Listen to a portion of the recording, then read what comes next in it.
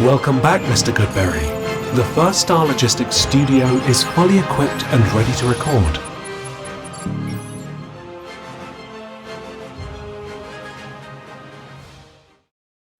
Welcome back to Bengals on the Brain, presented by First Star Logistics. Our post-draft review will continue as we watch the best game, the best evaluation. Best game is kind of subjective, right? It's like, well, is it his highest scoring game versus, according to PFF? Is it a game that is the best evaluation game, which is a completely different thing, especially depending on position, which is why I'm talking about it now. His third round pick today, 81st overall, and maybe the rookie that'll probably, if I had to bet, who plays the most snaps for the Bengals in 2025 of all the rookies, I think it's Dylan Fairchild. And when I talk about his best game, it's probably a couple other games that we're not going to watch today.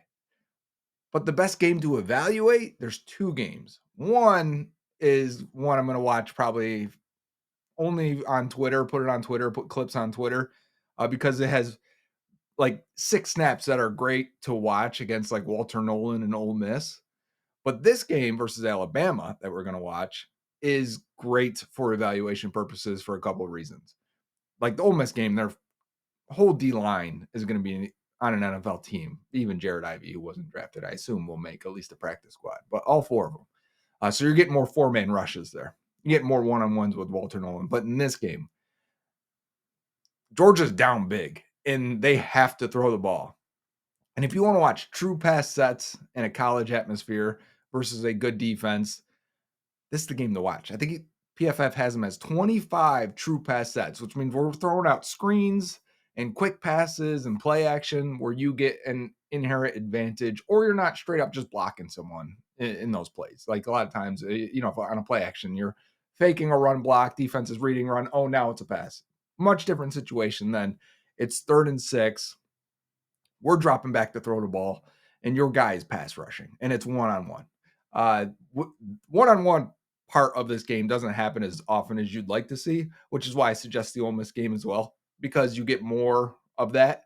But this Alabama game here, because they're down, because you get 25 true pass sets, where Dylan Fairchild scored very, very well in relation to the other guards in this class and the last few years. Fairchild has scored really well there. This game is good to watch for that. And that's why I picked this one. Maybe you wouldn't say this is his best overall performance because he gave up 1 sack in his college career. And it's in this game.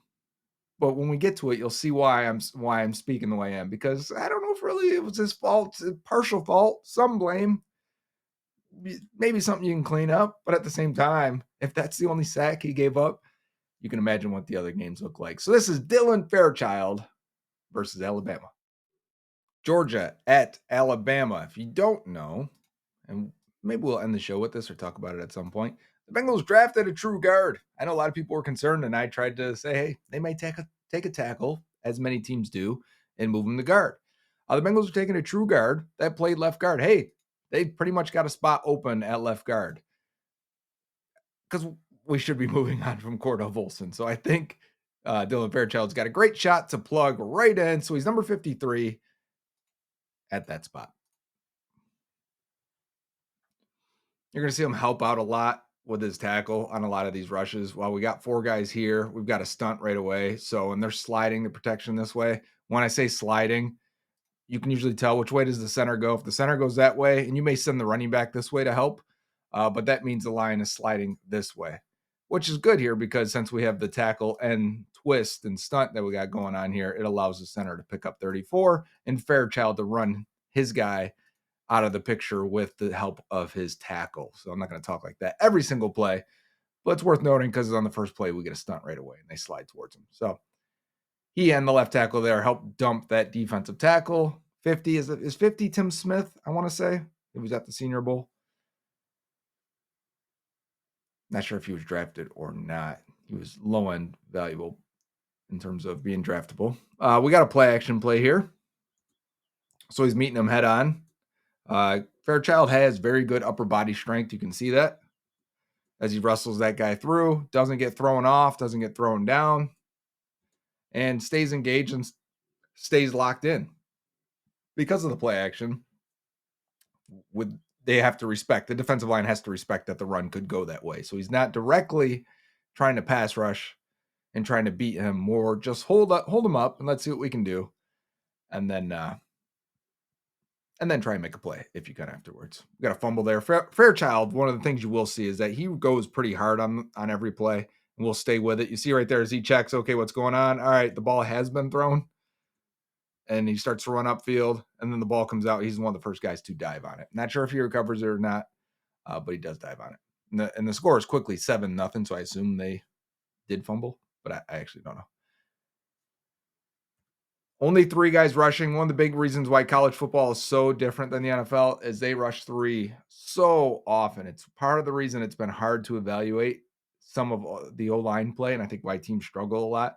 It's because you don't get too many plays where you're going to get a guy one-on-one. Fairchild drops back, looks left and right. Is anyone coming? Okay, let me go help with the defensive end. Fine. You're going to get that once in a while in the NFL. You'll probably get that for 5 or so plays in the NFL in a game. In college, you get that 15 to 20 times. So that's one of our first tastes there. Not really. We did have the stunt earlier, but you'll see what I'm saying. It happens more often. So here we go. We got a one-on-one, but immediately the center is there to help. Alabama rushes 4, and we've got extra protection here. The tight end is chipping. The running back's blocking. So we've got 7 guys blocking 4. So we're going to end up with help. The center, Jared Wilson, drafted in the 3rd round after Fairchild to the New England Patriots, going to come over, and he's going to help out Fairchild with the defensive tackle, and they're going to get him out of there. And if you're looking, another game, why this is a good game, Tate Ratledge is not here. So if you're wondering who the right guard is, like, hey, where's Tate Ratledge? I really wanted that guy. He's not in this game, so keep your eyes on 53. We'll get into some more technical stuff as we go here. So far, nothing's really happening. Again, play action. We got a rolling pocket, so he's just trying to make contact with his guy there. You'll see he just pushes him out of there. You've done your job at that point. Quarterback's going to boot and throw the ball.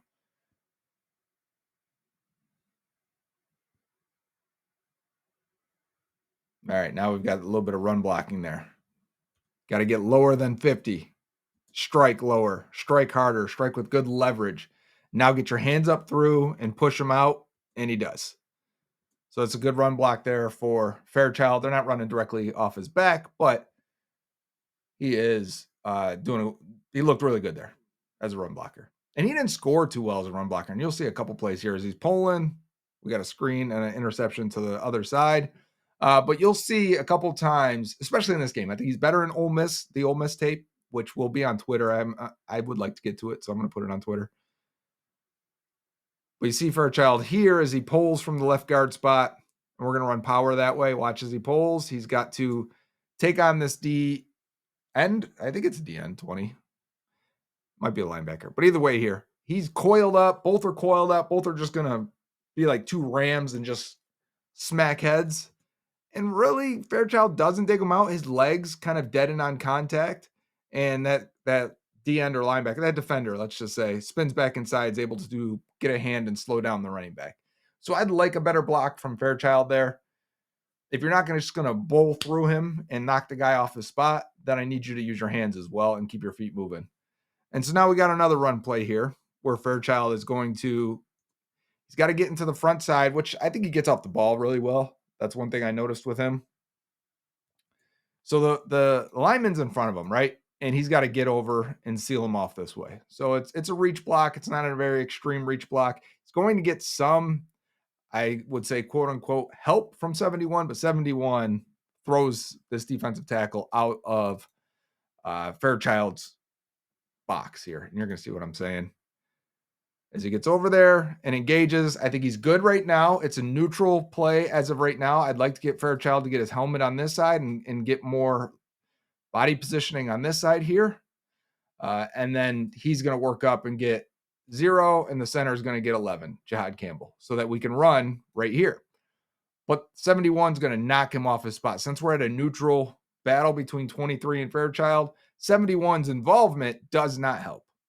So we need Fairchild to get better body positioning early. We need him to get this guy out of there a little bit earlier because 23 just ends up winning this rep. 71 at left tackle does not help Fairchild here. But Fairchild could get an advantage earlier so that it doesn't end up being a loss for him. So again, we're in a pass situation where they're only rushing 3. Fairchild's going to check left and right, make sure he doesn't have a blitzer, and then going to go help his left tackle there with 22.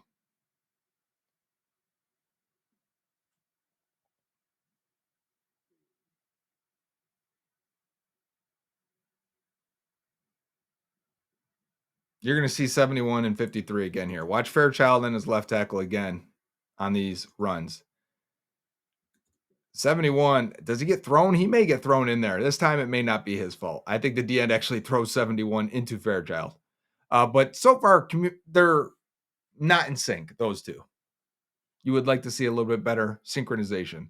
Something Cordell Volson struggled with all 3 years is he rarely got in sync with his center or his left tackle. His spatial awareness was so poor. He'd be tripping guys, stepping on feet, just ramming into guys when he's not supposed to. He caught Ted Karras's elbow in that Titans game.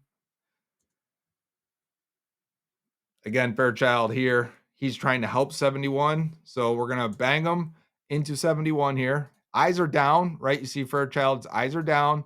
His head is over his toes. He's off balance. When I say head over toes, if these are your feet, knees bent to your hips, right? Are you more vertical for your back?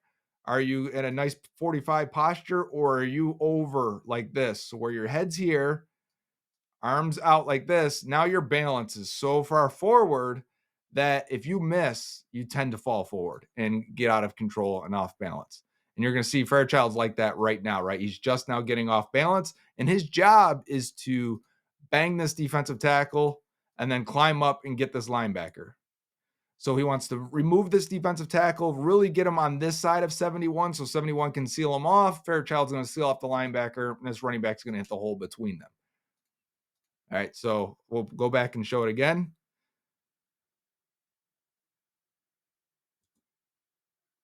Like him to get his eyes up, make sure he hits his target, because as he misses there, Fairchild's off balance. Now as he's trying to get back up, you can see he is completely bent over here. So now as he gets up, he's like, okay, I got to get my hand on this linebacker, but you're off balance, you're missing, and you miss again there. And that linebacker is able to easily evade you and help make this tackle for very minimal gain. So now I think we got 3 run plays where it's like, all right, I'd like a little bit better out of Fairchild in terms of his balance, play recognition. I think getting into good positioning quicker, and then on that one pull, I'd like to see him eliminate that guy, or at least move him a little bit and sustain that block. So we got a blitzing situation here. They're sending their line. They're sliding right here as you see which way the center is going, because we have potentially 4 blockers going this way. It looks like the linebackers or the running back's going to pick up the linebacker. So that leaves Fairchild and the left tackle to take these 2 defenders on the left side. I'm going to go back just a click here now that we see what's happening. And we can, there we go. Let's go back here. So you see they're sliding right. So Fairchild's going to pick this guy up, but that guy drops into coverage. And Alabama still ends up rushing 5, which is a quick throw. No one there because it was a fake blitz. They didn't actually come. I like the effort there by number 8. Someone let me know who 8 is for Alabama. Same thing. I like his kick slide. I like the depth he's gotten here. They really have their guards kick sliding almost like tackles and getting wide here. I think probably to get the passing lane for the quarterback to be more middle of the field.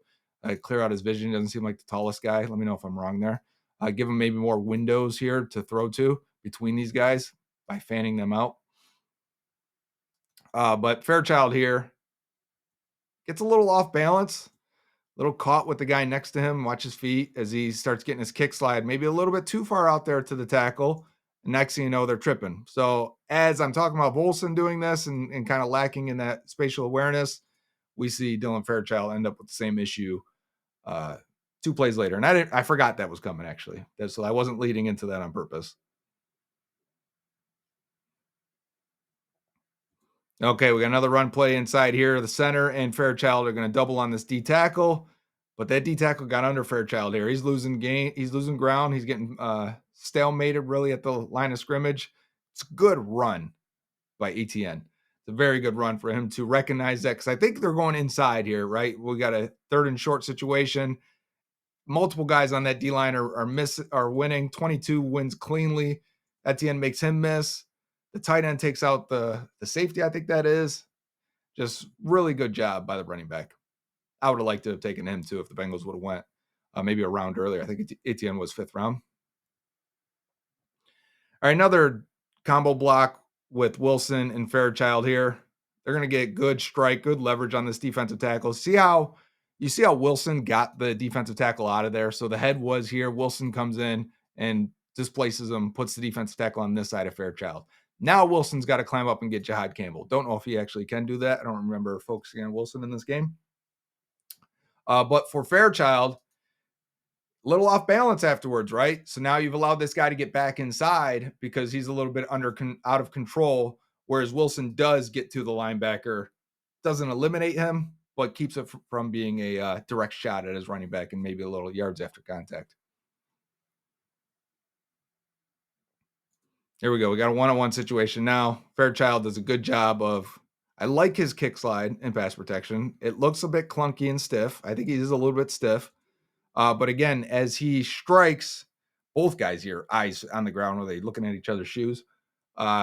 He does a good job getting underneath, lifting up, torquing, fork truck lifting that guy up and sinking his butt just in front of the quarterback. That's a good rep for pass protection. I'll stop. I won't pause it. I'll let this one run so you can see. I think it's a linebacker though, so maybe a more athletic, stronger defensive tackle. Maybe does a little more to Fairchild there, but I think he did a good job for what he had to do. And again, just a quick help with his left tackle there. Georgia is all out of sync, all out of sorts. Receivers look mad. They're down 28-0. I told you they get down big in this game. Fairchild, we got another tackle end stunt. So he's going to get his hands. Good strike here. Move that guy. You want to strike, give him to your tackle, reset to pick up the end that's coming inside. The center's picking him up here. Fairchild gains depth and then gets a hand and helps on the inside guy, the defensive end there.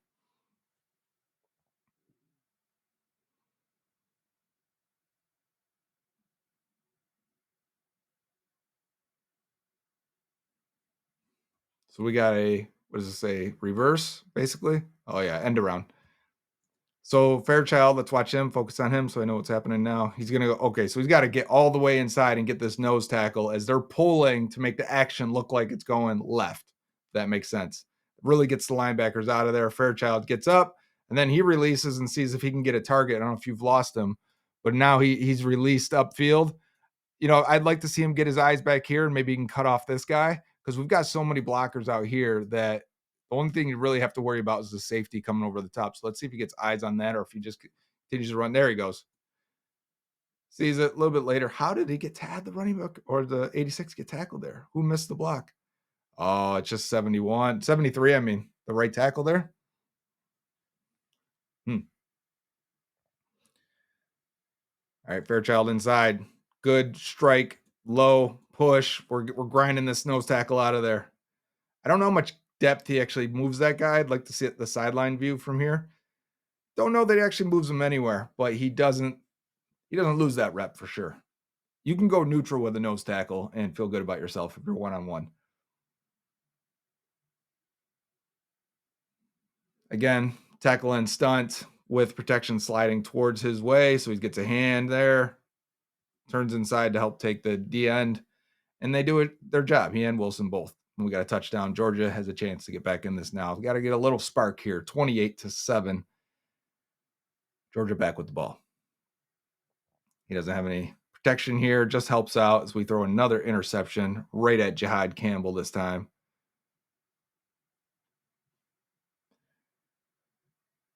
Let's see if Fairchild get over there and make a tackle. That's what I'd like to see. Not this time.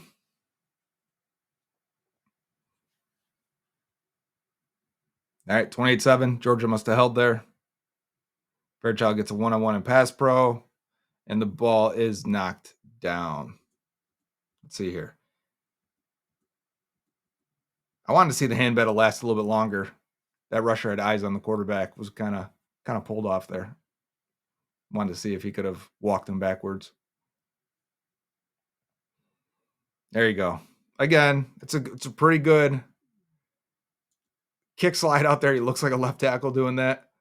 And then he gets to the blitzer, meets him pretty well. I'd say again, I'd like his hands to win more often. He allows himself to get allows the defender to get their hands on him and inside too often. And he doesn't have either the ability to knock him off, get him down. I do see him knock him down more than I do see him lift him off there. But my point is, I think he feels more comfortable with close quarters combat. I wrote this in the draft review. He likes this right here. I think he wants them inside. He wants to get his hands inside, and he feels like he's stronger than them. May not be more lateral agility. He might be more agile than them laterally. What I want to say. He may not be more technically advanced than them, but he probably feels like he's stronger than them. So come inside, let's wrestle, and he probably feels like he's got the advantage there. But I do think he gets walked back a little bit. He tends to anchor right in front of the quarterback. Does a good job with that. But that should have been a touchdown, huh? But some better hand usage, and the guys won't even get close to him. Which is what Scott Peters may see that and be like, yeah, with your strength and you're at least an average athlete, maybe better, we get your technique right. You'll be really good. I'm gonna watch him again here. We look like we got a blitz situation. He's going inside as they slide to the right. He gets his hands on the nose tackle again, holds him up.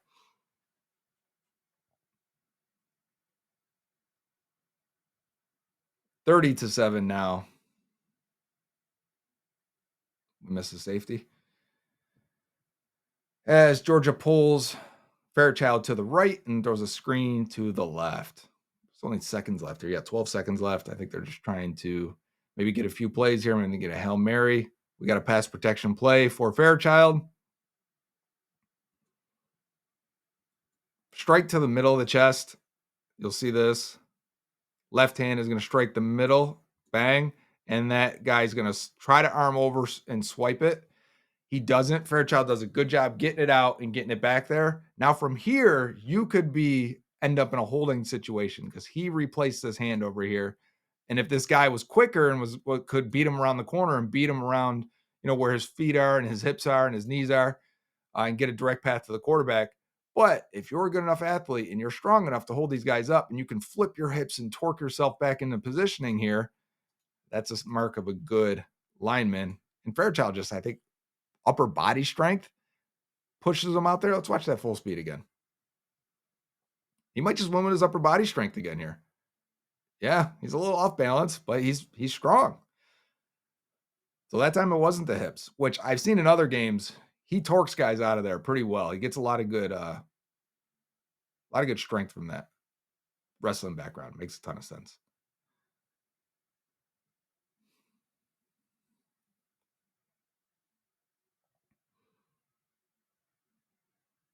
All right, third quarter. Flip the screen around. Fairchild's got to get up and get to 0 here. So if the pitch is going this way, he's got to get up and get in front of 0, block him off this way. I don't know if he's eyeing first if 50 engages with him, but you'll see the hesitation at the snap for Fairchild. Just slightly. I maybe over-exaggerated there. They're letting these guys go, I see. And because they're pitching it that way, they're going to let, more than likely, they're going to let this guy come in. He's never going to make the play from the backside. He's never going to make the play from the backside, right? So we're going to send all our blockers to get these guys and then allow the running back to cut up behind them or between them. So Fairchild's got to get out there a little bit quicker and get to 0. He ends up not getting to anyone at all, and we end up getting a run for maybe -1. So the lineman, that play's got to be executed at a high level. That's why you don't see them too much anymore. They're just the shotgun pitches. We complain about them in Cincinnati, right? What was it with Mixon in 2022? The Bengals were just doing that on third down, sometimes third and shorts. They're in shotgun, and they'd pitch it to Mixon. Your linemen need to be athletic, and they got to be functioning at a very high level. So here's the sack for Dylan Fairchild. I'll let it play first. So we got a cross dog stunt when a linebacker, and you see zeros coming already, But when a linebacker goes this way and a linebacker goes this way, coffee house? No, I think this is just cross dog. So why does this end up on Fairchild? I think interesting that they are sliding to the right and they still put this on Fairchild. It shouldn't be Fairchild's responsibility, I think. That's why it's only partial, in my opinion. I think they're thinking he should pass 34 off to Wilson and then reset, gain depth, and reset this way for 0, is what I think PFF is seeing on this. And instead, he locks on to 34 and just goes with him and does a good job of washing 34 out if everyone else would have had it. But you see the way Wilson almost reacts. Watch Wilson at center. He's going to quickly adjust and say, okay, I don't think he would have got to 34 though. So I think Fairchild did the right thing here. Once you're engaged with a guy, just stay engaged with him. Because what are you going to do? Let both guys go by trying to adjust and go back to 0? So I think it's partial here. But again, the point of why I picked this game to show, and I think this is a good example, is because that's the only sack he was charged for in college. That's good. That's the only one? Great. Another easy play action rollout block on Tim Smith. Not easy relative. I just mean, not he makes it look easy, but it would look much harder for me. I like this play where you swim the first guy here because we want to let them go. Same principle as the pitch out earlier, and the run play, a screen, same thing. Let's a few guys in, let's go block the second level. So as he turns, Fairchild turns, says, okay, I got to block Jihad Campbell here. Campbell takes the underneath, and Fairchild's unable to stay with him. Campbell's an elite athlete. We know that. So I'm not gonna kill him for Campbell getting around him a little bit there. I would have liked to have seen this play finish without Wilson's help here, because 96, man, gets some power on Fairchild. Lifts him up. You see Fairchild's hand. He's trying to regather and get underneath. A little bit inefficient with being it so wide. You'd like to just completely get it, much faster than that. As he's trying to get his hands underneath. I'd like to have seen right now. So we saw the hands get back underneath. He's going to try and get a grip inside and anchor and sit his butt down. But Wilson gets here just at this point and gets a nice rib shot, and they throw that guy down, allowing the quarterback to escape up the middle and run. So I would like to have seen the opportunity for Fairchild to anchor there and recover. Sometimes you lose that first and second phase of the rep. That third phase, though, when you sink that butt down and anchor, can you recover? I'm going to go back to this, but you can see right now Fairchild's trying to block 0, and he's got his arms wrapped around him, right? They made contact. They kind of buckled a little bit. Fairchild, he stood up, and now he's going to wrap his arms around it. I'm going to go back again. But this is not ideal for hand placement again here. So the linebacker takes the shot to Fairchild. Fairchild's arms are still down. And now he ends up wrapping and then pulling the guy down. If that run was more direct at him, I could see a flag being thrown there. It wasn't, so great, but it's not great technique, right? You don't want to play with bad technique because that's when you end up in a situation. Now here's a nice win for Fairchild versus 96. This is the guy who just bull rushed him, I believe. He's going to try and turn and go with a rip move to the inside. Fairchild gets his hips out in front. So I was talking about with him winning with his hips. Get him out in front, twist his body, torque his body back inside now, or outside this time, and rip the guy down. Just enough. I wouldn't say he threw him down, but when you get him his balance off like that, and then you kind of let it go the way he did, you see the way he kicked his left foot out. I'll show you if I can draw it and show you what I'm talking about. Okay, so right here.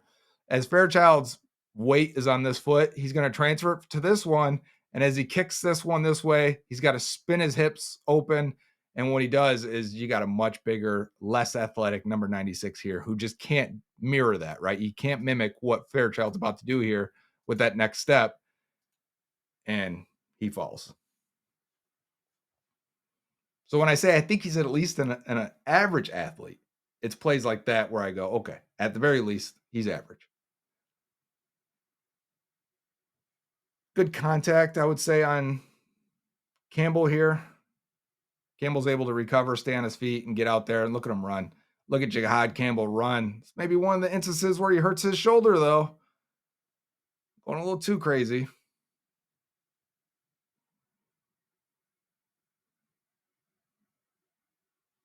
And we got another run block loss in space for Dylan Fairchild.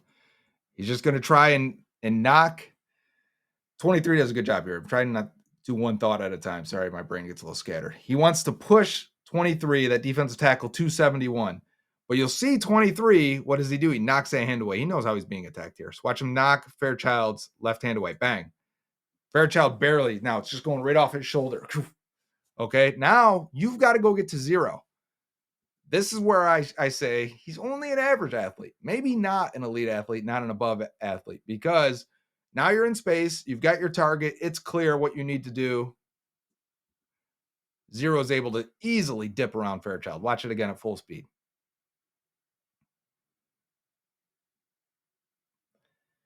Not ideal. It's not what we want. Now the play gets blown up twice because of Fairchild here. Number one, because you don't slow down 23.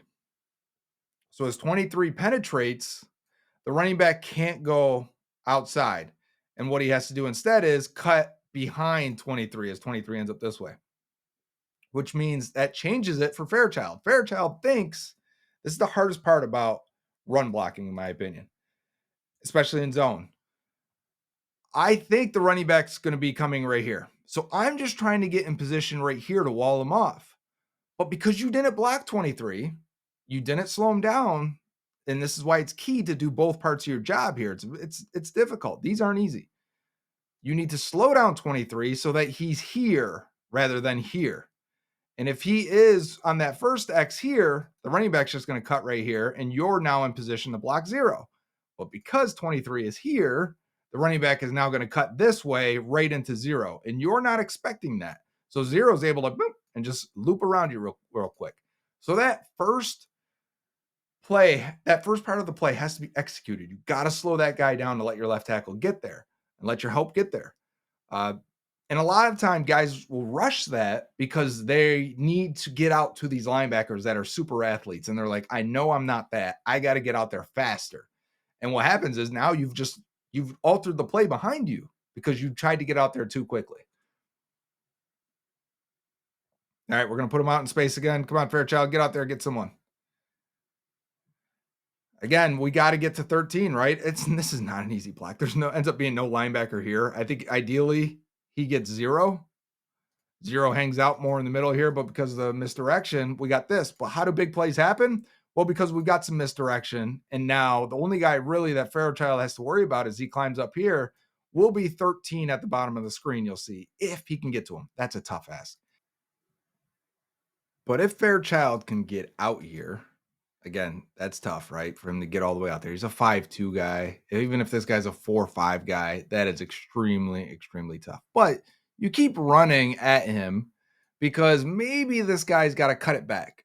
And if he does, maybe you block that guy out of there. You get 13 to hesitate, and then Fairchild gets his target. But seeing him run in the open field and seeing if he can get there, I mean, 13 does make the tackle. But, so I'm not knocking him because I think that's a very tough ask. But that probably is his best chance to lay a block there if he can get 13 to stop, maybe on a cutback or something. Again, 96 and Fairchild going at it. We'll see Fairchild versus 96. It goes with the double hand punch down the middle.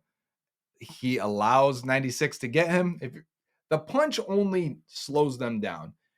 If you're not trying to remove the hands or knock the hands down, anything like that, well, then the guy's going to get inside you. And now he's trying to work you. And luckily, you've got the help of Jared Wilson again.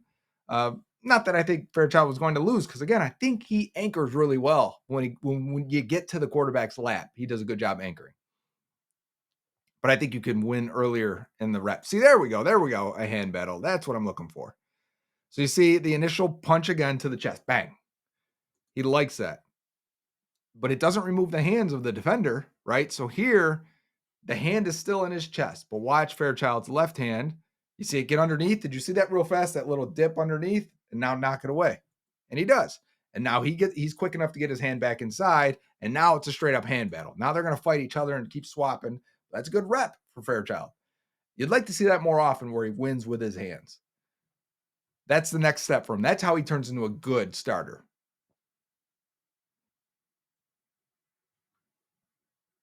He's got to block down onto the nose here. Hands kind of slip and miss. It's the only thing, again, you need his hands to lock and hit his target a little bit quicker there. Watch his hands. He's going to come wide. He's going to go with the elbow, the chicken wing. He's going to do the chicken wing with the right hand, right arm. And then the left one is right here on his back. You either get it in his armpit, get it in that pad that's right there at right at your ribs, the bottom of the shoulder pad, and lift him out of there and move him. Or sometimes that hand slips right there. That hand slips off the back, which is why you don't always want it on the back. It slips off. And now if this guy was better, if 44 was better, he might do something to you there. But you do a good job. Fairchild does a good job of staying inside, creating the wall, sealing them off just enough, and neutralizing 44. So that ends up being a winning block. But you can see that. The only reason I'm pointing out the little details and the hands usage and the hands slipping off his guys a lot is because that's how he becomes really good. So when we see this, when we see him again in preseason, when we break down the film, we're going to go, oh, look at his hands. Hey, he's winning with his hands more often. Then for week 4, week 8, end of the season, we're like, Fairchild's winning with his hands pretty consistently. That's how we give credit to Scott Peters. Again, we're looking for work here. Does Fairchild look left? Nope. All right, let me come back inside.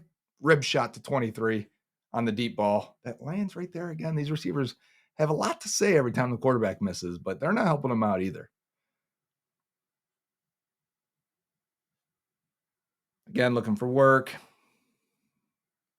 Jihad Campbell almost picks that off.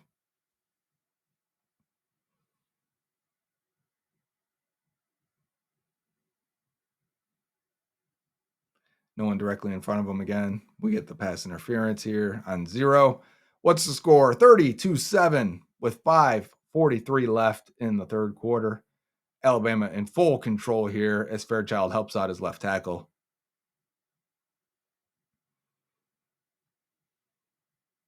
Alabama is just feasting on this quarterback. These balls are just dying. Fairchild with the RPO here. It looks like he's getting under 4, trying to get him out of there. 4 does a good job keeping him at bay. Again, his hand usage from the linebacker perspective, they're locking him out.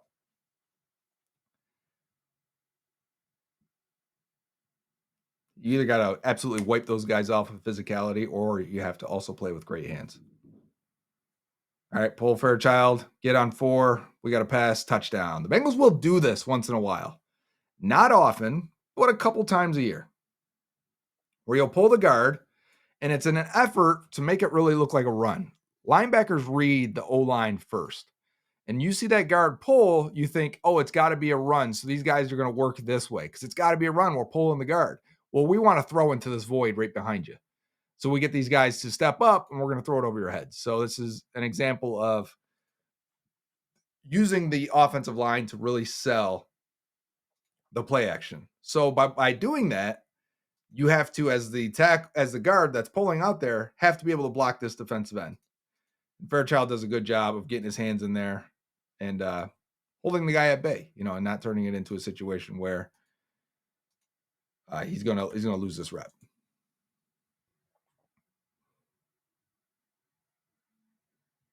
I think they're going for 2 here after the touchdown. Fairchild's got 50. No, 40's going to run around. Just get a hand on him, slow him down, coming backside. Looked like a sprint right option, throwing it back to the slant to number 7. Lots of numbers. Fairchild doing what he does, looking for work there, knocking 50 over to his tackle and pass protection. Eyes quickly back inside. Is a stunt, twist, someone looping all the way across. Let me go in and help and take a shot at 44 to help my center out. It is 33-15 now. So again, we got a play here where same exact as before. Fairchild's got to hit 50 and give him 271. And then he's got to climb up and get to 0.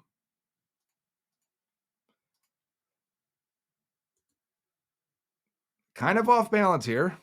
Lunging at 50 would be my criticism here. Watch how he comes out of his stance and his arms are... Does he want to just headbutt first? I mean, that's first contact that is made is he's headbutting 50 and then throws him off. Well, that took a while there. And now are you going to be able to get to 0 and get him out of here? Because if we can, if you can wall off 0 here and your tackle walls off 50 here, it's a tight squeeze, but the running back may be able to hit that hole. So let's watch Fairchild get to 0 now. And he can't. 0 makes the tackle. So, like, we got to be more efficient here as a run blocker and then getting out there. And he ends up on the ground as he's pushed from behind. So,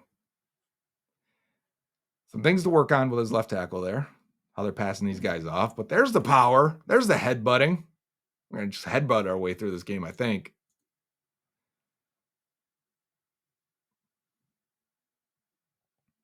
Mix it up a little bit.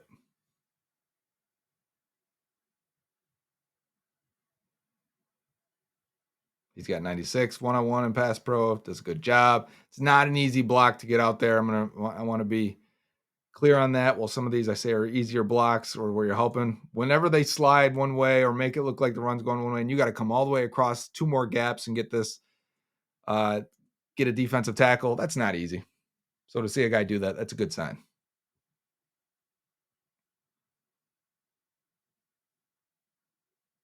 Let's see, we're going to get a one-on-one block here. You got 22. Nah, we're going the other way. Alabama is sticky on these Georgia receivers. That ball's floating too. 3rd and 5, 4th quarter.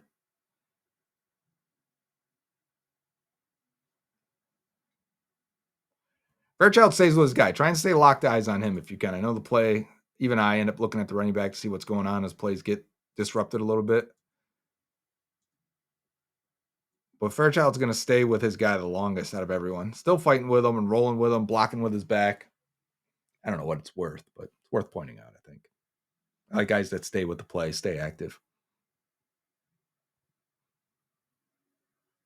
Helping out his left tackle again on the DN. We got a slant for a first down. Nice to see a receiver wearing the 86, old school numbers. Makes me sound old. And we have a strip, sack, turnover for Georgia as the quarterback tried rolling them out. Still 33-15 now. We going to get a blitz here for Fairchild to pick up? Nope. He's going to help out with the left tackle. Good body positioning, punch. I mean, everything looks good. It's just hard to, that's only worth like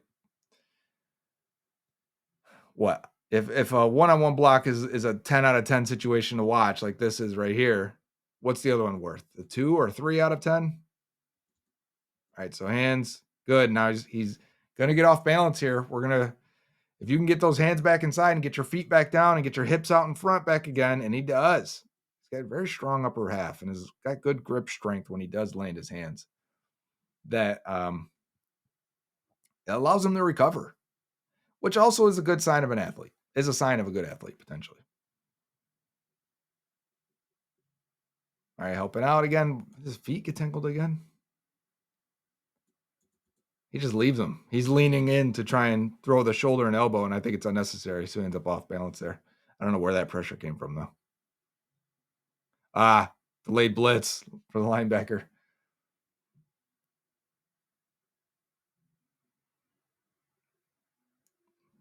Ten minutes left.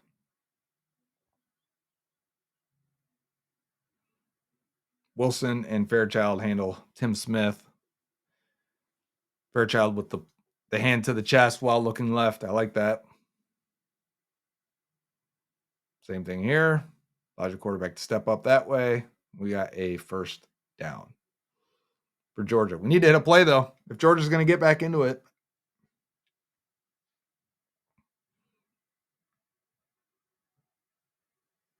Simple rushes from Alabama right now. I think they're playing a little too cocky in this game, if I remember correctly. Still got to finish this game. Come on, give us something to evaluate here. And touchdown. Nice throw, huh? Actually, that's very early. He's throwing it right now. 7 makes a nice adjustment. I assume that's the tight end.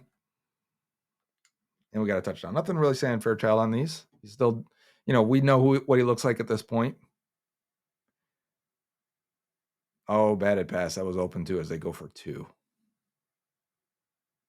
It is now 33-21. Again, helping out a center. Quarterback's going to step up, lay this ball in there really nicely to the running back. All right, Fairchild, let's get a one-on-one. Let's send something, Alabama. You're getting chewed up here now. There you go. I like how he gets out there quickly. Force him back inside. Yep. Deep ball, bang. To the 1. Let's see some goal line running then. Maybe we can some power running. Let's eyes on Fairchild inside. As Georgia, I assume, is going to try and run it inside here. Nothing for him. He had the backside block. They're trying to go right.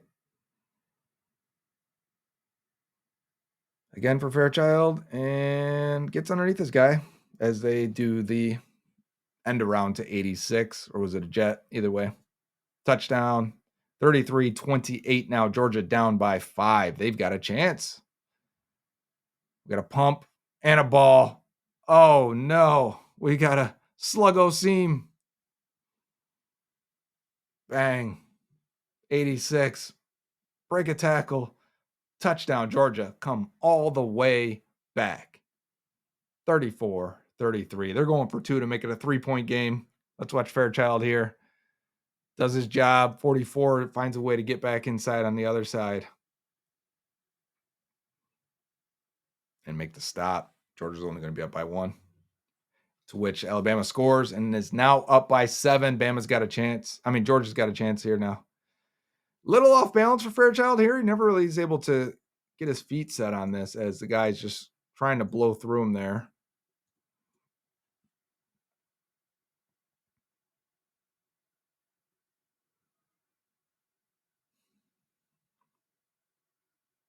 One-on-one. This may be considered a pressure. I only gave up a couple pressures in this game.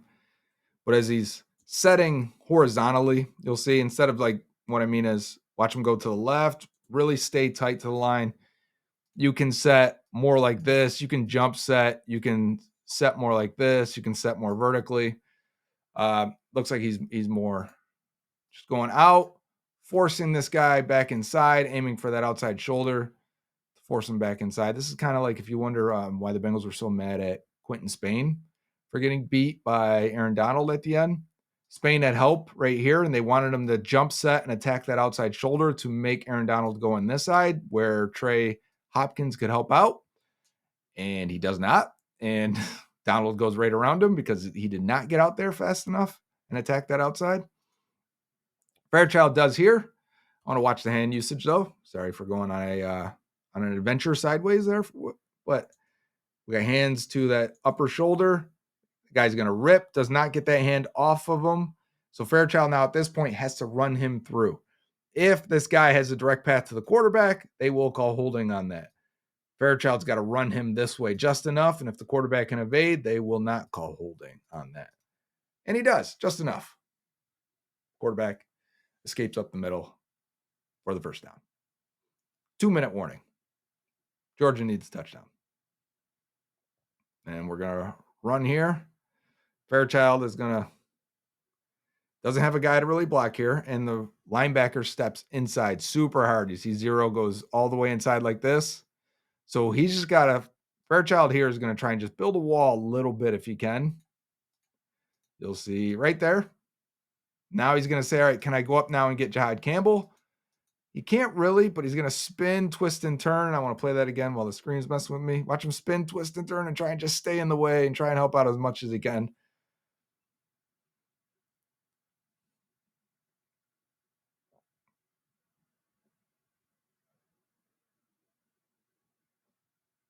Somehow he tripped this guy coming across, didn't he?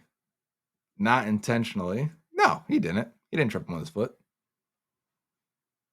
The guy just fell.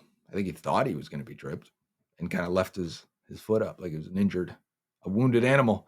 Very similar to the earlier play where he's going to get out wide. Again, like I said, against Quentin Spain versus Aaron Donald. This guy's outside your shoulder. I got to get out there. And if I got to force him back inside, make him change direction, that's a good thing. So he does here. and he's got him locked up. This time, Fairchild's hands are winning, and you see him, he's bringing those hips with him.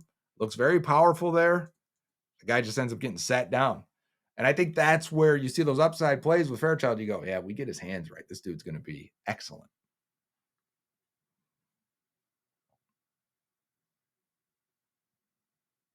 Balance, too. So I guess we did make a couple comments on balance, and I remember that from my notes, that he can get over himself. Run blocking is something we have to develop, but the Bengals just aren't going to run the ball.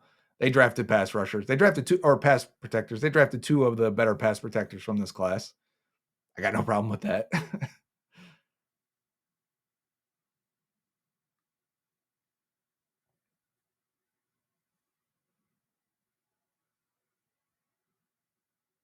1 minute left now. Again, they try a tackle and stunt. Fairchild going to stone him, then reach inside. He feels that stunt happening right away. He's not late to react. Cordell Volson was so late to react on a lot of these for years. Billy Price was terrible at it. Oh, that is not pass interference, huh? No flag? Okay. But Fairchild seems to be pretty aware of these stunts and twists that are coming. Yeah, I was going to say, that's got to be offsides, right? Still, we'll decline it. What do we have? 49 seconds left from the 25.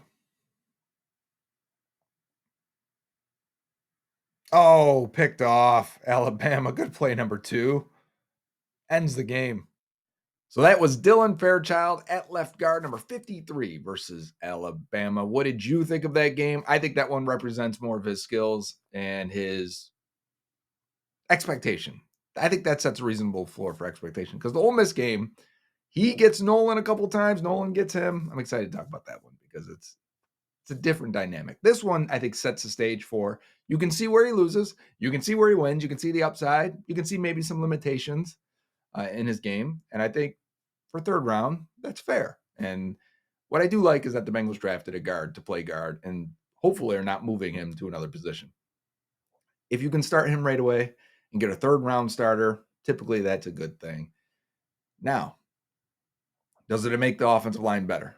You may lose a little bit in run blocking. Cordell Volson's your best run blocker on the offensive line. He was last year. He's been for like the last 2 years. But does that matter? Joe Burrow, huck it, chuck it, football. T. Higgins, Jamar Chase, hey, even Mike Gesicki. We're throwing this ball 50 times a game. Can the defense stop someone? That is still going to be the question. Let me know what you think of Dylan Fairchild, his upside, what you expect his rookie year, and why I mentioned the defense, because the next episode will be Barrett Carter and his best game. We get to see what type of athlete that guy is. Bengals had a high opinion on Barrett Carter. Until next time on Bengals on the Brain, presented by First Star Logistics. Uday. Bengals fans, tired of the same old post-game chatter? Want real insight beyond the scoreboard? Then you need Bengals on the Brain with Joe Goodberry, presented by First Star Logistics. Joe Goodberry isn't just a fan, he's a die-hard Bengals football analyst.